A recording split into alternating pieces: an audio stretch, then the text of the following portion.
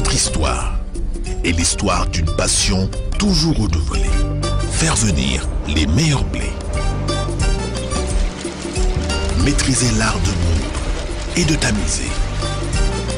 Innover pour fournir une qualité de farine toujours supérieure. Être un leader à l'écoute de chacun.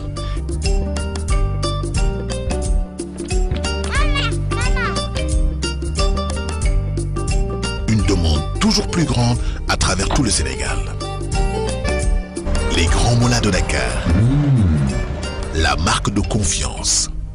Depuis plus de 50 ans. Fédération nationale des boulangers du Sénégal. Plus de 800 membres affiliés, générant plus de 30 000 emplois directs et plus de 43 000 emplois indirects. Nos objectifs, unir les membres animés d'un même idéal et créer entre eux des liens d'entente et de solidarité. Instaurer un cadre commun de concertation, de réflexion et d'action pour une meilleure exploitation de leurs moyens. Redonner une image valorisante du métier de la boulangerie. Promouvoir le consommé local à travers les pains à base de céréales locales. Tous unis pour un seul combat, un seul espoir, être au service des populations pour une nourriture saine et de qualité. Pour tout renseignement sur les droits d'adhésion,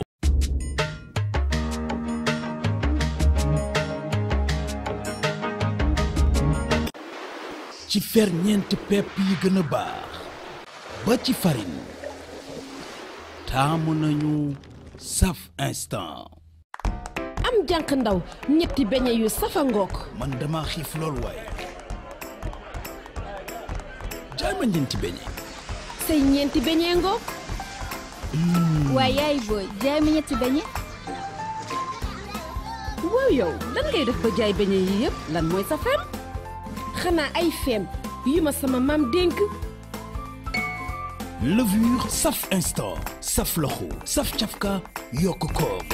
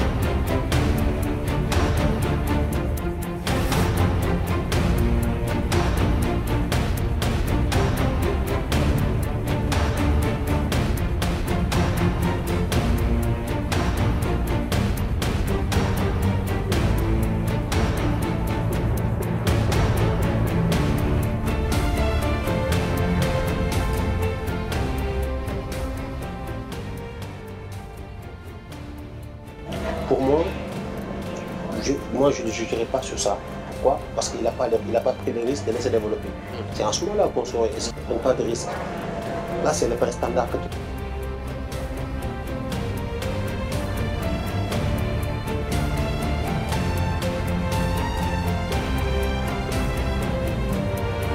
Presque gars yi fi nekk ñëpp 4 personnes ay xarit lan ay gaañ lan ñoom ñëpp a yem mais nag si liggéey wàllum liggéey si jotee moom dañuy liggéey rek amatul loolu kooku neex na boulanger yi qualifié nan waaw loolu rek la ban partie mu gën mooy gaynde bu ñu wax mu ñu defar mais xawta difficile noonu sax mais dafa xaw a jël temps quoi soo bëggee defar lépp bon yàlla baax na non defar mu muus man gaynde laa defar ok.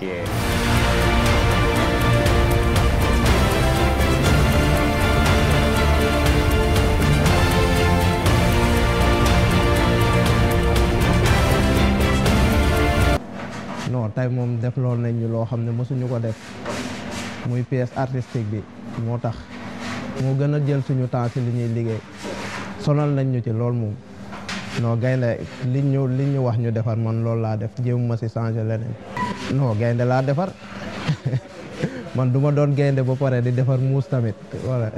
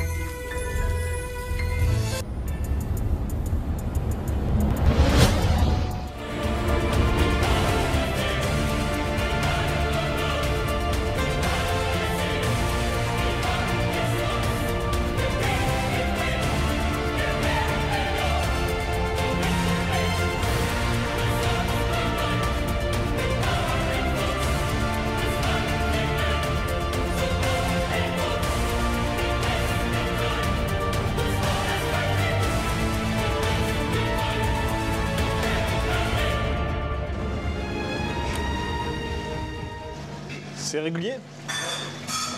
Comme quoi, c'était faisable. Voilà, effectivement. Il est un peu chaud aussi. Il est un peu...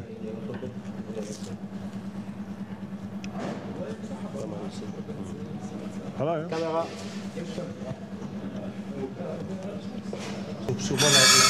Est-ce que la crème pâtissière, elle n'est pas trop... La crème, elle n'a pas mis assez.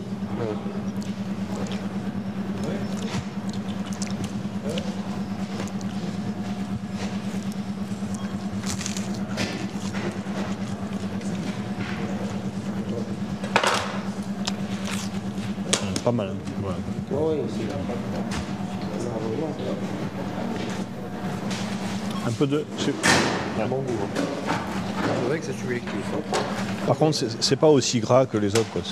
Il a 35% quand même. Ouais, mais bon.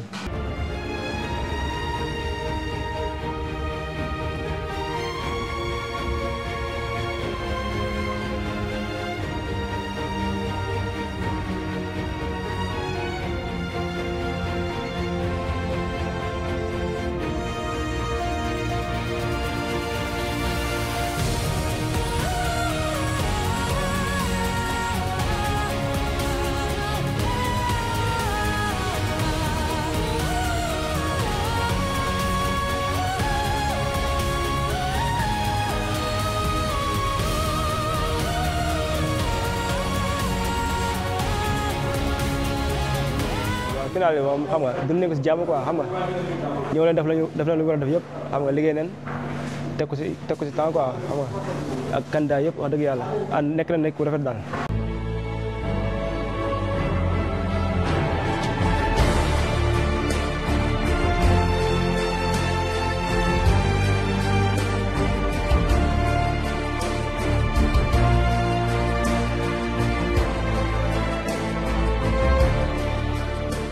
farine bi yëpp c'est 3 kg 500 mais si biir 3 kg 500 il y a 700 grammes de farine locale waaw loolu mënul doon 15% 20 bu doon 30% 20%. non dafa moom moo juumoon si calcul bi mais bañ après bañ ko réglé dana noonu la xam nga céréale minti céréale bi daa blanc quoi léegi da nga xool si biir après mu weex comprendre mais bi nga ko xoolaatee xam na la 20% la quoi. non non amul problème xam naa li ma def quoi mais xam naa su xoolee seen biir dinañ déggu après quoi.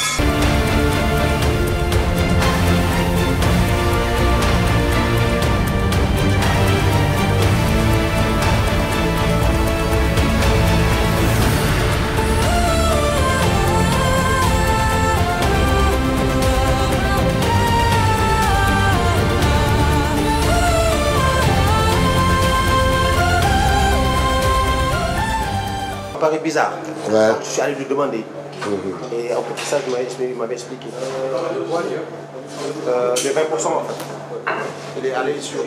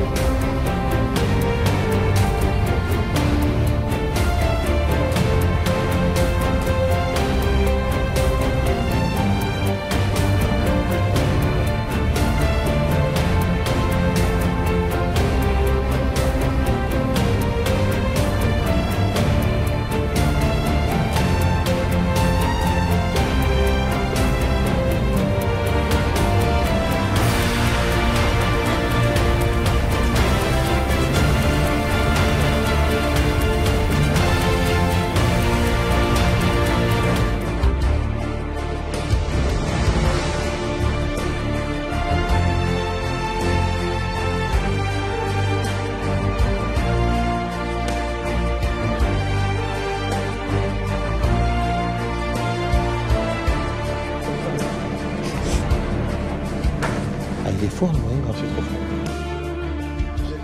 J'ai essayé ça quand même pour avoir l'extensibilité. J'ai fait ça pour c'est quoi l'extensibilité, ça parlait jusqu'où. Mais après, il faut que les gens apprécient le goût aussi, parce que moi, c'est particulier, et la coloration, bien sûr. C'est particulier le goût. Hein.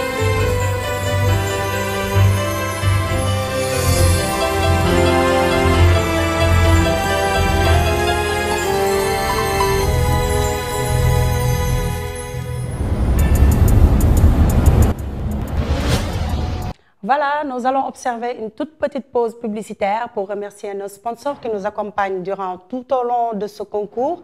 Les Grands Moulins de Dakar, Socomaf. À bientôt. Notre histoire est l'histoire d'une passion toujours renouvelée. Faire venir les meilleurs blés. Maîtriser l'art de moudre et de tamiser. Innover pour fournir une qualité de farine toujours supérieure. Être un leader à l'écoute de chacun.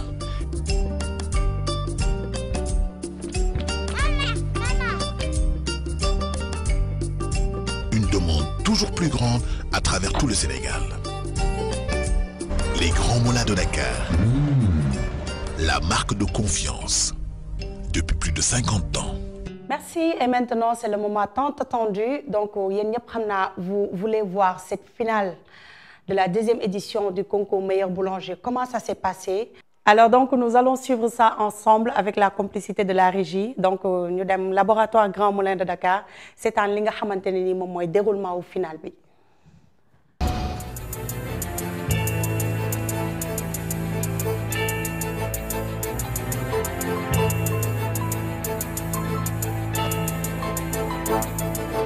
Numéro 2 là. Bon, numéro 2, hein. Ça c'est les pavés du numéro 2. Les pavés numéro 2 sont sortis. Hein. Waouh, c'est fort. Hein. À 5%. Moi, j'y arrive pas. Le poids, c'est pas grave. Le poids, c'est bon. Il t'aurait mis 2%, 3% de moringa, ce serait bien. Hein? Pourtant, c'est le maïs qui domine. Hein? Moi, je pense que c'est pas 5%, c'est pas possible. Mais si. Si. Regarde.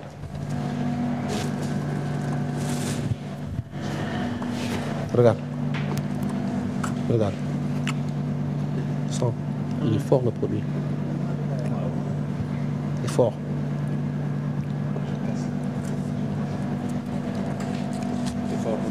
Hein? Ah, il est fort le moringa.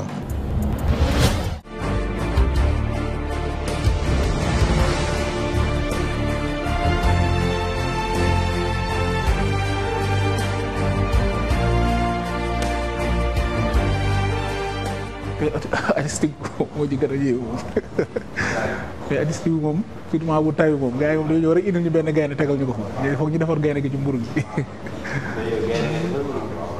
non man gaynde laa defar dama koy xuuxalaate nag final bi metti na trop parce que liggéey la boo xam ne moom toujours rek dañ lay won ay yeneen mbir yoo xam ne xamuloo ko woon nga war ko entraîner di ko suivre di ci bàyyi xel di ci entraîner loolu lay métti nit lekk sa métier ñëwal la loo xam ne sa biir métier xam nga ko woon di ci góorgóorlu di gën a yokk sa xam-xam ba pare en plus ñi bëgg tam nga ciy génne qualité xam nga loolu day métti.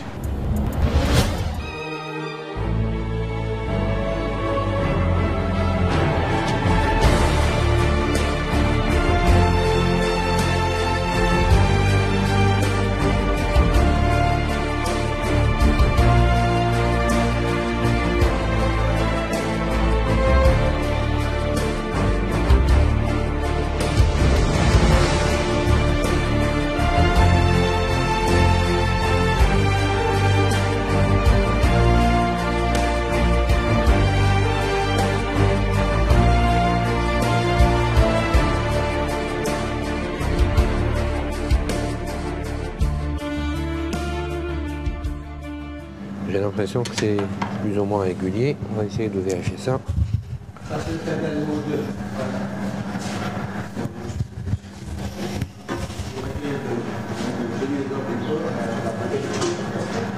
Ouais, bon. C'est un peu régulier quand même.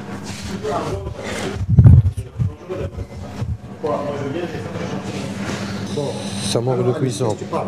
Ben, déjà, il y a un problème de régularité de poids. Avant-hier, j'ai vu que c'était irrégulier, les poids. Ils m'ont dit que sûrement il y a des pâtes qui sont plus lourdes que les autres. On a augmenté le poids de pâtes pour avoir vraiment ce qu'on cherche. Il ne devrait pas y avoir des pâtes plus lourdes que les autres. C'est-à-dire, le gars, quand il va mettre dans sa vitrine de la viennoiserie, il faut que ce soit régulière.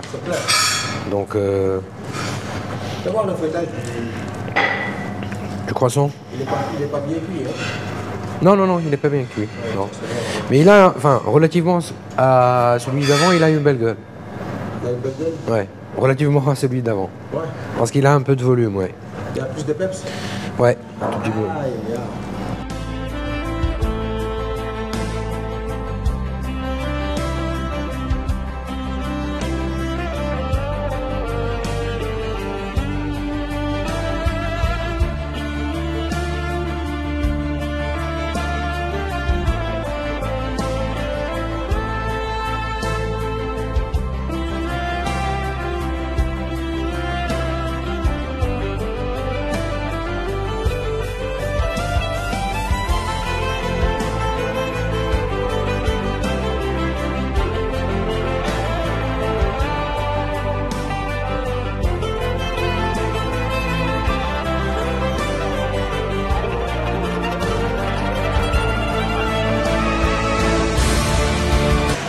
Ça c'est le numéro 2.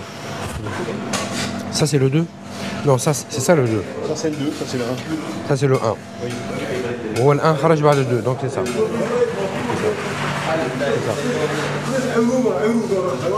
Attention, le président est de retour.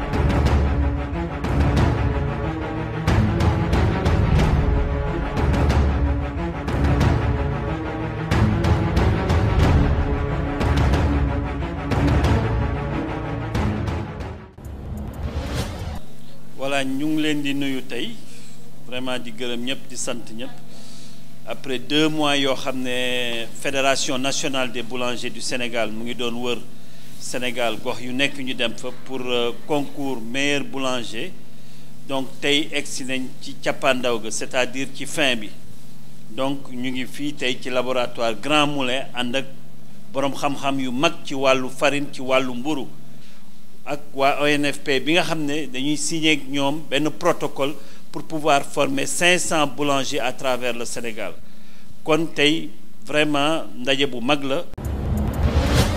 maa ngi tudd Moussa Seydou Diallo donc je suis journaliste auteur conseiller en communication fi nga xam ne moom mooy office national de formation professionnelle ONFP ànd fi nag ak sama collègue Dianaba Ba mu ngi direction de l'ingénierie et des opérations de formation ñu koy tuddee JOF ñu ngi rafetlu suñu teewaay fii tey ñëw fekkee li nga xamante ne moom mooy dernier moment li nga xamante ne loolu la waa fédération nationale des boulangers doon def tey pour tànn ki nga xamante ne moom mooy boulanger bi ñu gën a ràññee ci domaine am. depuis 2017 dañuy def li nga xamante ne moom mooy référence boo ko déggee loolu mooy benn kayit bi nga xamante si ngay tënk lépp li nga xam mooy aaju si wàllu formation professionnelle ñu def ko pour tàggat li nga xamante ne moom mooy boulanger ñu ngi koy def référence boobu ñu ngi koy def depuis 2017 ren nag ñu bëgg dem ak li nga xamante ne moom mooy fédération bi signé li nga xam ne moom mooy benn convention partenariale ngir tàggat 500 boulangers à travers tout le Sénégal balaa may jeexal nag foog ma rappeler ne li nga xam ne moom mooy secteur boulangerie apport bi nga xamante ne da ko def ci secteur économique du Sénégal c'est-à-dire que day contribuer à hauteur de 3% du produit intérieur brut donc PIB bi et en termes d'impact économique c'est près de 500 milliards de francs CFA la ñuy injecté et près de 30 000 emplois créés donc loolu nag il faudrait que ñooñu pour que ñu mun a accompagner li nga xam ne moom mooy croissance il faudrait que ñu tàggaleen parce que bu ñu leen tàggatul ils ne pourront pas être performants dans le secteur de l'emploi mais ils ne pourront pas également être compétitifs pour gagner des marchés et vraiment vivre de cette activité-là donc ñu leen di gërëm di leen sant et réitérer encore une fois l'engagement de l'Office national de formation professionnelle à vous accompagner et par ma voix également c'est le directeur général de l'Office national de formation professionnelle Sanoussi Diakité qui réitère ses salutations et ses engagements donc à l'endroit de la Fédération nationale des boulangers. Je vous remercie. Merci. Voilà, donc c'est la fin de cette émission. J'espère que vous l'avez bien sûr apprécié. Donc gis ngeen ko noonu la fa xewee woon fi nga xamante ne nii moom mooy Grand Moulin. Voilà, donc cette édition on a pu avoir quand même des étrangers, 2 étrangers venus de la Tunisie comme je vous l'ai annoncé tantôt, mais également de Washington. ñoom ñëpp c'est des boulangers expérimentés qui sont venus rien que pour joxaat concours bi beneen image. Voilà, ça n'a pas été facile pour les gars. Ils ont bien respecté quand même le thème qui leur a été imposé par le jury. De même que le timing, ce qui était un peu très difficile quand même pour certains.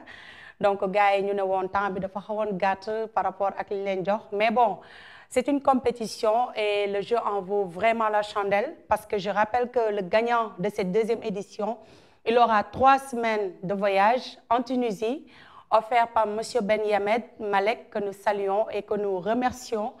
Il va également bénéficier de l'eau, des téléviseurs, des mixeurs offerts par le groupe Sokomaf.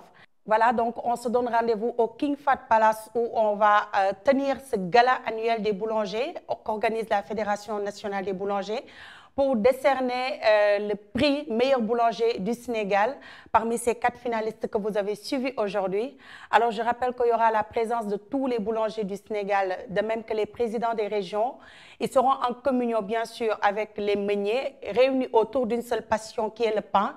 Alors, d'ici là, prenez très bien soin de vous et à très prochainement. Merci.